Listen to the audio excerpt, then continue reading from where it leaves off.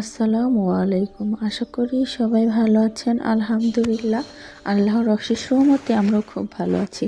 আজকে সকাল সকাল আপনাদের মাঝে ভিডিও নিয়ে আসলাম। আমার সবসময় সকালে এমন ওঠা হয় না। আমি মাঝে মাঝে এরকম সকালে ঘুম থেকে উঠতে পারি। আগে এরকম ঘুম থেকে উঠতে পারতাম, বাট এখন বেবি হওয়ার পরে রাতটা জাগতে হয়, তাই তেমন একটা সকালে ঘুম থেকে উঠতে পারি না। তো আজকে সকাল সকাল ঘুম থেকে উঠে একটু হাঁটতে বের হলাম। অনেক দিন পরে হাঁটা হলো। তো কার কাছে কেমন লাগে অবশ্যই জানাবেন। ভিডিওটি ভালো লাগলে শেষ পর্যন্ত দেখে যাবেন। তো হাঁটা চলা করার পরে আমি রান্নার প্রসেস নিয়ে আসলাম। এখানে আমি এখন একবারেই সিম্পল নাস্তা করব। আমার সাথে আমার শ্বশুর শাশুড়ি থাকে, তো সিম্পল বলতে তারপরও কিছু রান্না বান্না করে মানে পরিপাটি হওয়া লাগবে। তো আজকে আলু ভর্তা, ডিম ভাজা করব আর খুদে বড়া বানাবো। সকালের নাস্তা এগুলোই থাকবে। তো আমি সব কিছু কেটে মানে পেঁয়াজ, ধনিয়া কুচি এগুলো কেটে রাখছি আগে থেকেই, কারণ বেবি ওঠার আগে আমার সব কিছু করতে হবে, আবার ওরেও খাওয়ানো লাগবে। তো খাওয়া দাওয়া শেষেই আমার শ্বশুর মাছ পাঠালো, এগুলো আজকে রান্না করতে বলছে। তা আমি তেমন একটা মাছ কাটতে পারি না, তারপরও কাটতে হলো। আমার শাশুড়ি খুব অসুস্থ, হাঁটতে বসতে অনেক কষ্ট হয়, তার পায়ে সমস্যা হয়ে গেছে। তো মাছটা কাটতে একটু দেরি হয়ে যায়, তারপরে আবার রান্না বসালাম।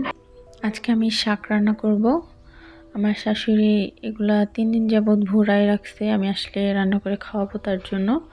তো এগুলা লাঠি ভাঙা শাক ছিল, আর কিছু শাক মিলিয়ে রান্না করেছি। আর লাউ দিয়ে রান্না করব শোল মাছ, আর কই মাছ দিয়ে রান্না করব সবজি দিয়ে, মানে ফুলকপি, আলু এগুলো দিয়ে রান্না করব। তো সেগুলোই আপনাদের সাথে শেয়ার করব, কিভাবে আমি রান্না করতেছি বা রান্নার প্রসেসিং করলাম। আমি আগে থেকেই মাছটাকে মশলা মেখে লবণ মেখে রেখে দিয়েছিলাম কিছুক্ষণ। তারপরে গরম তেলে এগুলো ছেড়ে দিলাম ভাজার জন্য। একটু ভালো করে ভেজে নেব কই মাছটা, তাহলে ভালো লাগে। এগুলা দেশি, আমাদের খালের কই, টাটকা, দেখলেনি তো ফালাইতেছিল। এগুলা খেতে আলাদাই একটা মজা। বাচ্চা নিয়ে সংসার সামলানো, রান্নাবান্না করা, যাই হোক, একটা মেয়েই জানে কিভাবে করতে হয় সব কিছু ঠিকঠাক পারফেক্টভাবে।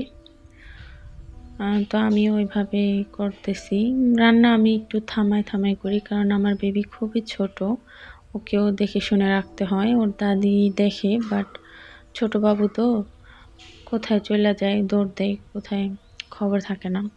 তো যাই হোক, আমি এখানে আবারও পেঁয়াজ দিয়ে সেই তেলেই একটু আদা বাটা দিলাম, লবণ দিয়ে কষাই নেব আদাটা, তারপর একটু পানি দেব। আমি পানির আগেই আদা বাটাটা দিই পেঁয়াজের সাথে, যাতে আদার যে একটা গন্ধ সেটা জানি না থাকে। তারপর একটু মশলা দিয়ে দিলাম। তারপরে তেল ওঠার পরে এই মশলাটাকে নাড়াচাড়া দিয়ে আমি সবজিগুলো দিয়ে দিলাম। আজকে ফুলকপি কম ছিল, সিম ছিল, মানে বা ফ্রিজে যতটুকু সবজি ছিল সব দিয়ে দিছি।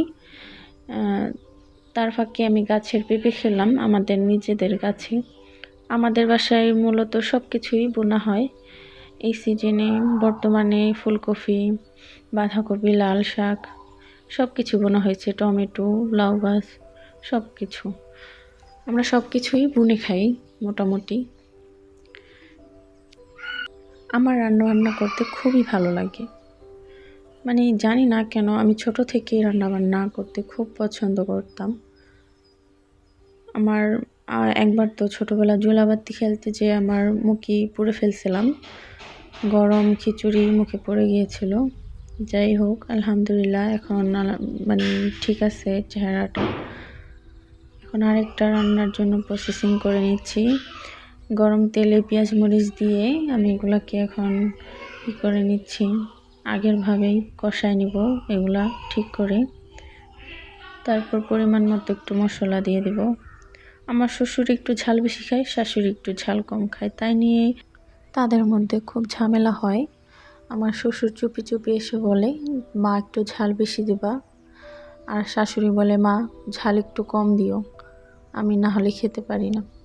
তার পেটে একটু অ্যাসিডিটির সমস্যা আছে, তো তার জন্য সে এখন ঝাল খেতে পারে না। আর আমি আর আমার শ্বশুর একটু ঝালটা বেশিই খাই, এ বাসাতে সবাই একটু ঝাল কম খায়। তো এখানে আমি লাউটা কষায় নিচ্ছি। কষানো হয়ে গেলে ভালো করে আমি শোল মাছগুলো দিয়ে দেব।